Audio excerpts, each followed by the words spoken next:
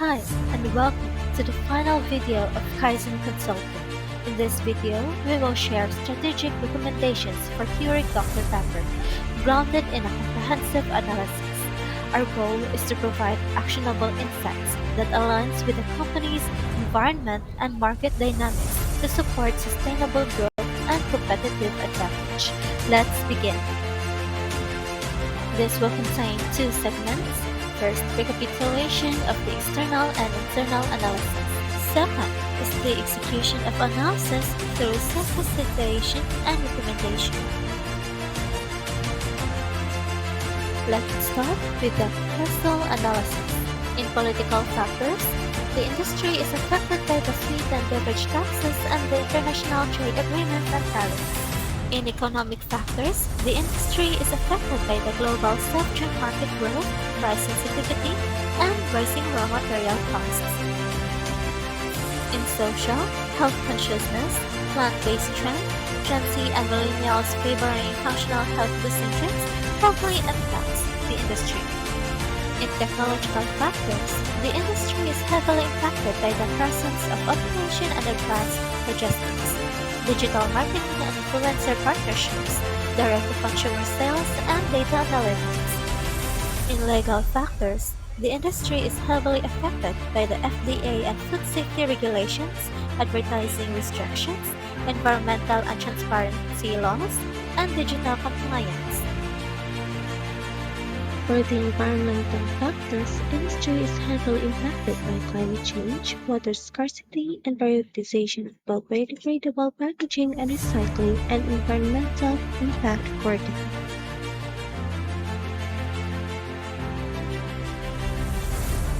For the quarter's 5 report, the soft drink industry faces low to moderate threat of new entrants, moderate bargaining power of suppliers, high bargaining power of buyers, high threat of substitutes, and very high rivalry among competitors. In the following, we will discuss summary of rivals. In terms of their value chain, both companies excel in human resource management, focusing on talent development and employee engagement. For inbound logistics, PepsiCo leverages its strong brand portfolio and strategically locates production sites for cost savings, while Coca-Cola focuses on global raw material sourcing and strong supplier relationships. In terms of infrastructure, PepsiCo emphasizes their Grade 5 leadership framework and Pepsi Campus for their internal promotion and continuous training programs, and Coca-Cola is governed by the Coca-Cola quality systems and their strong executive leadership. Moving to operations, PepsiCo operates through 6 distinct global segments with a focus on sustainability and adapting products to local tastes. With Coca-Cola, primarily produces concentrate with bottling partners, handling mixing and packaging, and manages brand marketing globally. For outbound logistics, PepsiCo uses multiple distribution formats, including direct store delivery. On the other hand, Coca-Cola relies on an extensive global distribution network with bottling partners and distributors. For procurement, PepsiCo requires suppliers to adhere to a global supplier code of conduct and promotes sustainability. With Coca-Cola, procures from a vast network of farmers and suppliers, leveraging technology and maintaining strong relationships. For service, both Coca-Cola and PepsiCo prioritize customer feedback. Finally, in technology, PepsiCo is implementing water recycling technology in all manufacturing sites to reduce freshwater demand, while Coca-Cola maintains a strong focus on R&D through 6 global centers, fostering innovation across products, packaging, and equipment. Next, for the viral analysis. Now, let's examine their competitive implications. Coca-Cola's sustained competitive advantages come from its globally recognized brand recognition and equipment, its extensive global distribution network, and its proprietary concentrate manufacturing and formulas. These capabilities are valuable where difficult to imitate and well organized. Coca-Cola also has temporary competitive advantages through strong supply relationships and continuous R&D and innovation. PepsiCo, on the other hand, holds several temporary competitive advantages. These include its direct store delivery system, which offers merchandising benefits, a solid advertising budget, and comprehensive marketing strategy, and significant focus on sustainability with its PEP Plus agenda aiming for 100% recyclable packaging by 2025. Next, we will discuss their future key success factors.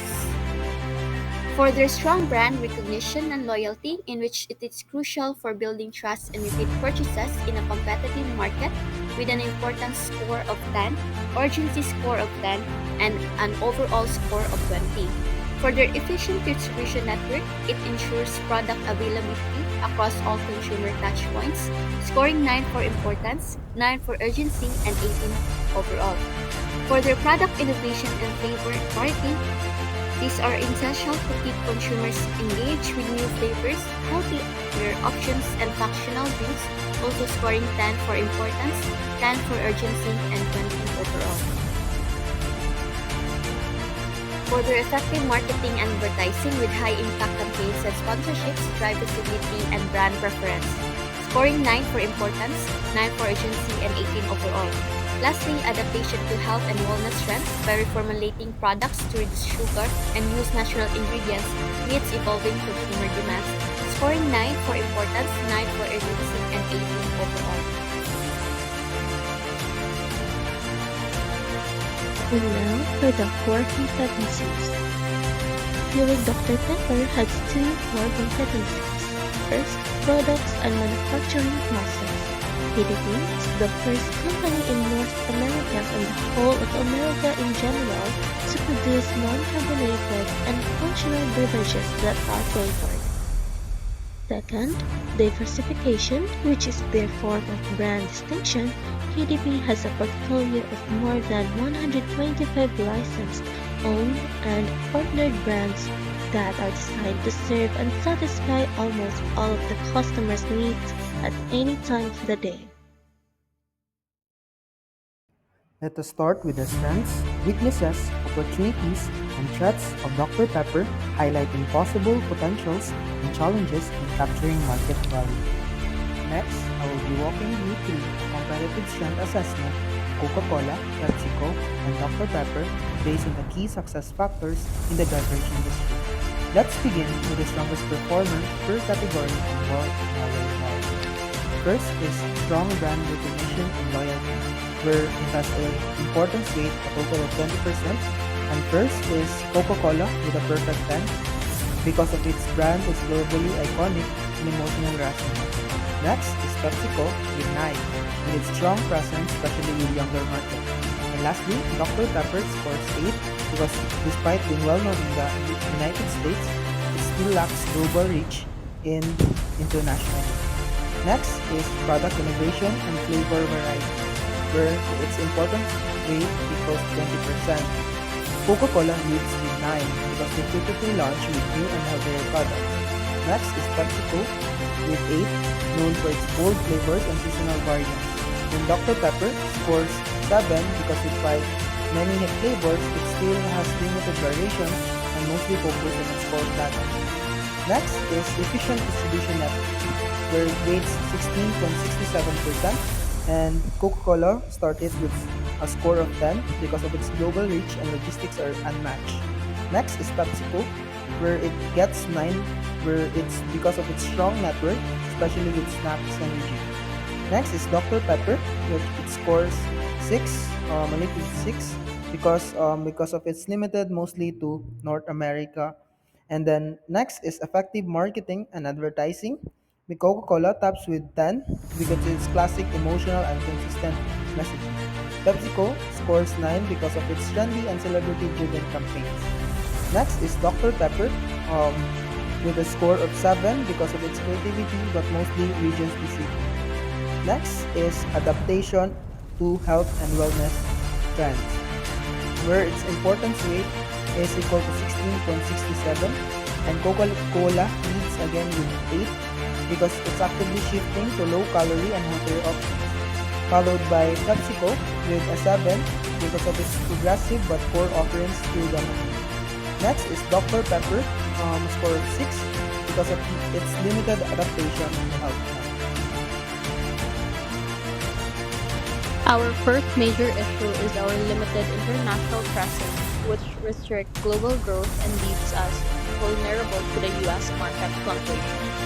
Our primary strategy is face global expansion through strategic market entry. Our alternative one is strategic partnerships and joint ventures.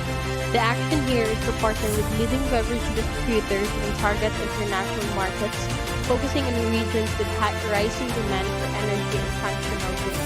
Implementation involves shortlisting partners and educating joint venture terms. The expected outcome is faster market entry, shared risks, and access to local expertise. The main limitation is the potential for cultural and management conflicts and slower decision making, but these can be mitigated with clear agreements. For alternative 2, selective acquisitions of regional brands. Alternatively, we can acquire established regional or international beverage brands for instant market access and local credibility. This means identifying, acquiring, and integrating target brands. The expected outcome is immediate presence and access to existing customer bases. The limitation is high upfront costs and integration challenges, including possible resistance for acquired staff or customers. Our second issue is slower innovation in health-focused products where consumer demand is rapidly growing. For our alternative one, stage-gate AI-driven innovation. We'll use AI and data analytics to spot health trends and speed up product development, launching clean label products across our popular brands. Implementation requires investing in AI tools and forming cross-functional teams to pilot and launch new products quickly. This should result in faster product launches and better alignment with consumer trends, increasing our market share. The limitation is the need for upfront tech investment and the risk of failed launches or misleading trends. Our alternative to is strategic energy drink and functional beverage expansion. We'll also expand our energy and functional drink lines through partnerships and targeted marketing, including sampling campaigns for Gen Z and health-conscious consumers. These involve deepening partnership and running targeted campaigns. The expected outcome is increased sales and stronger brand relevance with younger consumers. The limitation is intense competition and regulatory scrutiny and policy limits.